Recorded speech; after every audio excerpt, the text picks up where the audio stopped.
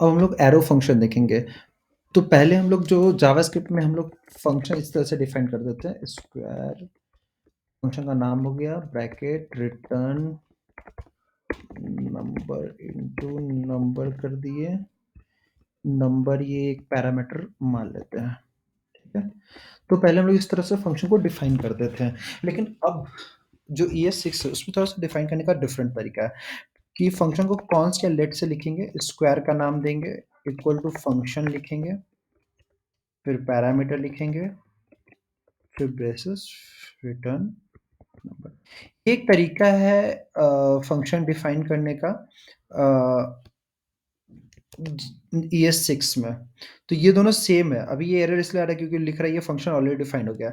इसका एक और तरीका है फंक्शन डिफाइन करने का। वो तरीका क्या है?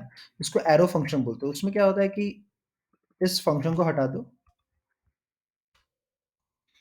इसके बाद यहाँ पे इक्वल टू और लेस देन का साइन दे दो। तो ये भी एक तरीका है फंक्शन को डिफाइन करने का। अब क्या है कि अगर इन केस अभी एक पैरामीटर अगर ये पैरामीटर नहीं होता तो किस तरीके से डिफाइन कर सकते हैं? तो ये पैरामीटर नहीं होता तो ये हटा देते हैं, तो इस तरीके से होता और एक ही लाइन का कोड है तो इसको भी हटा सकते हैं, इसको भी हटा सकते हैं और इसको एक लाइन में लिख सकते हैं। अभी पैरामीटर नहीं है तो अगर एक ही पैरामीटर है तो वो भी और एक ही लाइन में है तो वो भी इस तरह से भी लिख सकते हैं। तो ये चारों फंक्शन सेम है। अगर पैरामीटर नहीं होगा हम इस दोबारा लाइन को बता दे रहे हैं, अगर पैरामीटर कुछ भी नहीं है इन केस तो 3 इंटू 4 करते हैं, इसको हटा देते हैं।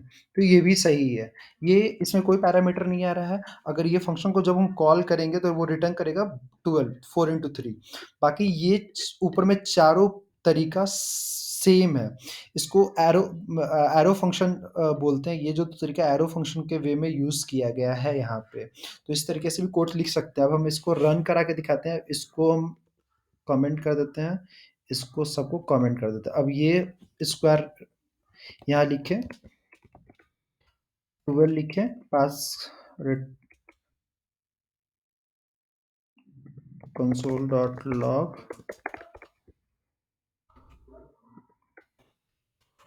44 आ गया। अब क्या कर रहे हैं, इसको इसको कमेंट कर रहे हैं, इसको अनकमेंट कर रहे हैं। अब इसको रन करके देखते हैं। 44 आ गया, मतलब ये भी रन हो गया। अब इसको कमेंट करते हैं, इसको अनकमेंट करते हैं।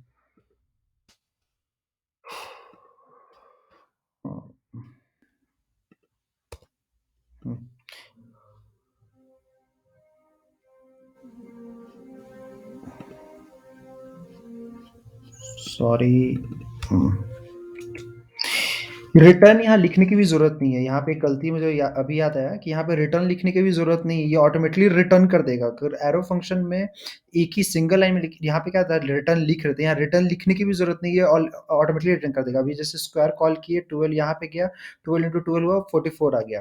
तो ये 144 रिटर्न कर रहा है। तो ये भी एक तरीका है करने का। यहाँ पे रिटर्न अगर सिंगल लाइन में कोड को लिख रहे हैं एक ही लाइन में तो यहाँ रिटर्न लिखने की जरूरत नहीं है। लेकिन अगर बड़ा कोड है, डबल लाइन में लिखना है, 2-3 लाइन में लिखना है, तो इस तरह स्क्वायर कर्ली ब्रेसेस लगाते हैं तब रिटर्न लिखेंगे तो ये रिटर्न कर देगा।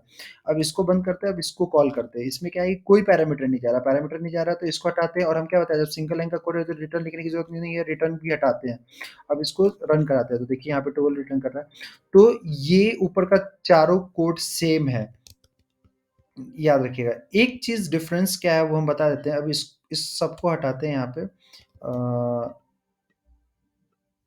इस दो को हटाते हैं यहाँ से, इसको हटाते हैं, चाहे सबको रहने देते हैं। अभी क्या करते हैं ना कि इस फंक्शन को अनकमेंट करते हैं और इस कंसोल डॉट लॉग को इसके ऊपर कॉल कराते हैं यहाँ पे। तो क्या होगा, ये कोड अभी रन कर जाएगा। सॉरी, हाँ, अभी किए, ये कोड रन कर गया, ये फंक्शन रन कर गया। इसको नीचे, बल्कि इसको रन नहीं करना चाहिए क्योंकि 1 नंबर पे और सेकंड नंबर पे ऑब्जेक्ट फंक्शन डिफाइंड हुआ है, तो ये रन नहीं करना चाहिए। लेकिन ये रन करेगा क्योंकि ये ओल्ड वर्जन का कोड है, मतलब ES6 से पहले का कोड है। लेकिन अभी इसको अनकमेंट करते हैं, ठीक है, और इस लाइन को यहाँ पे लाके रखते हैं और इसको कमेंट करते हैं, सेव करते हैं।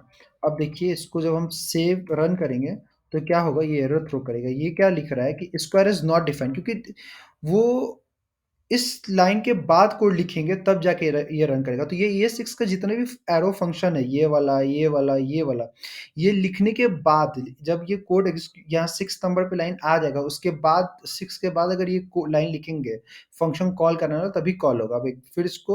अब इसको कॉपी करते हैं, इसको नीचे डालते हैं, अब तब रन करके देखते हैं रन होता है या नहीं। तो यहाँ पे ये रन हो जाएगा। तो ये चीज़ इस केस में भी होगा, इस केस में भी वैसा ही होगा, इस केस में भी वैसा ही होगा, इस केस में भी वैसा ही होगा।